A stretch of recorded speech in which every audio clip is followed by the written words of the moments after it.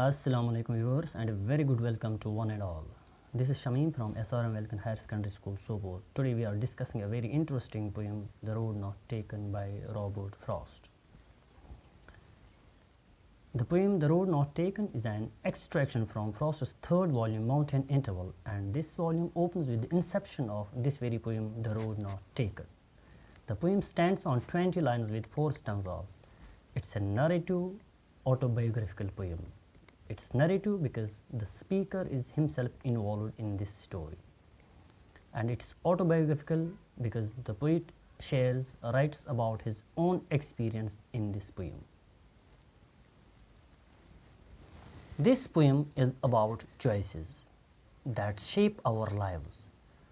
Through this very poem, the poet conveys an important message that choices have an important impact on our future, on our destiny, and if we make a wrong choice, we regret it but can't go back on it. So we must be wise enough while making choices or making decisions.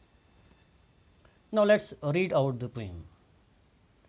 Two roads diverged in a yellow wood, and sorry I could not travel both, and be one traveller long I stood, and looked down one as far as I could, to where it bent in the undergrowth, then took the other just as fair, and having perhaps the better claim, because it was grassy and wanted to wear, though as for that the passing there had worn them really about the same, and both that morning equally lay in leaves no step had trodden black. Oh, I kept the first for another day, yet knowing how way leads on to way, I doubted if I should ever come back. I shall be telling this with a sigh. Somewhere aids and aids hands, two roads diverged in a wood, and I took the one less travelled by, and that has made all the difference. Now let's go to the explanation of this poem stanza-wise. Two roads diverged in a yellow wood. Two roads have been compared to two choices. This is a metaphorical reference. Yellow refers to the season of autumn. Wood is forests, when the trees are no more in greenery, when they fade, when the leaves are pale in color, yellow in color, when they are sapless. Two roads diverged in a yellow wood. Once upon a time, the poet was walking on a road when he reached at a point in a forest when his road gets divided, when it gets diverged into two directions. And sorry, I could not travel both, and he is helpless, as being a single traveler, he could not walk on both the roads on one time. This is never possible for an individual to walk on two roads on one time. And be one traveler long I stood. So what he did? He stood there, he stopped there, and he waited there. Long I stood, he waited there, and looked down one as far as I could. So he put his eyes on one road and looked to a far distance, to a far end, to where it bent in the undergrowth, till this road got, or it went into the bushes, into the trees, into the dense grass, and finally disappeared. Then took the other just as fair, and having perhaps the better claim. Then the poet put his eyes on the other road, and it was as fair, it was as pretty, it was as beautiful, as fair as the first one, and having perhaps the better claim. But he finds somehow a contrast. He finds this, the next road, he finds somehow prettier than the first one. Somehow it has more claim than the first one, because it was grassy and wanted wear, because it was full of grass and wanted wear and should be walked upon. Wanted wear means should be used, should be walked upon. This metaphor, this is a personification here, because a road doesn't have any desire. It's not a human, so it has given the human qualities. That's called personification. Personification means when we attribute human qualities to an abstract quality, animal, animate or inanimate object. So this road, it can't have any desire. It's not a human that it can just have wants and it can have desires. So this has been personified there, because it was grassy and wanted wear. Though as for that the passing there had warned them really about the same. But when he stepped on the second road, which he found more beautiful than the first one, while he was walking, he realized it. He felt that both these roads have been equally used. They have the equal claim. Earlier, he found the second one prettier than the first one. But when he used it, when he stepped on it, and he found no difference there. He found that both have the equal claim. And both that morning equally lay in leaves no step had trodden black. The poet here means to say that morning he was the first arrivee, he was the first visitor to reach there. The leaves on these two roads were fresh, they were lively, no one had walked on it because the leaves were not crushed, the green grass was not damaged. So I kept the first for another day. This is while he was just walking on that very road which he selected, and he felt I would just use the one that I rejected right now. I would use this in future. I would walk on that road next time. Yet knowing how way leads on to way, I doubted if I should ever come back. The poet, however, feels that the road he selected may involve more intersections, more bifurcations, and he regrets his decision, wondering if he will ever come to back and walk on the road he neglected, he rejected. I shall be telling this with a sigh. Somewhere ages and ages hence, two roads diverged in a wood, and I took the one less travelled by, and that has made all the difference.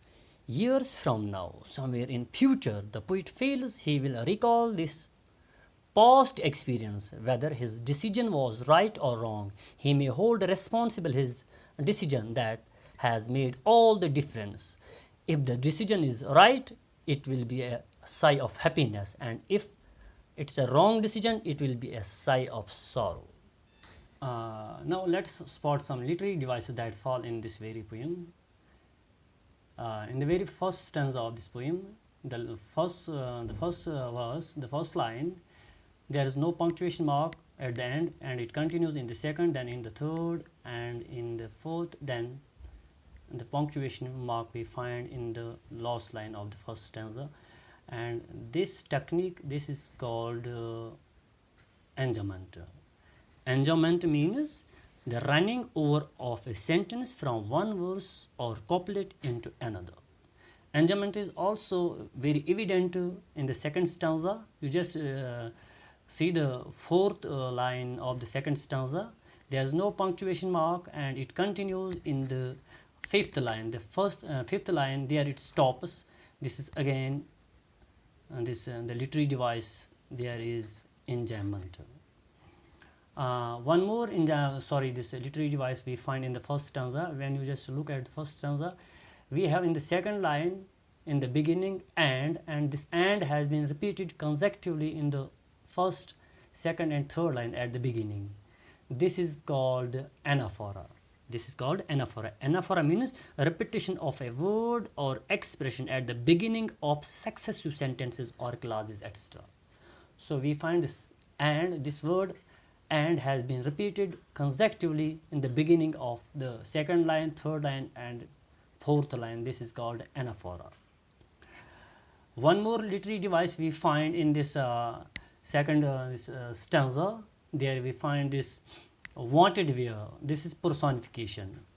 Wanted where, it is the roads, they can't have any desire like humans have, but here this road, it has been personified in the second stanza there.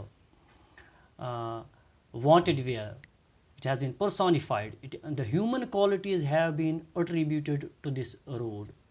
Otherwise, a road can't desire anything. It can't have wants.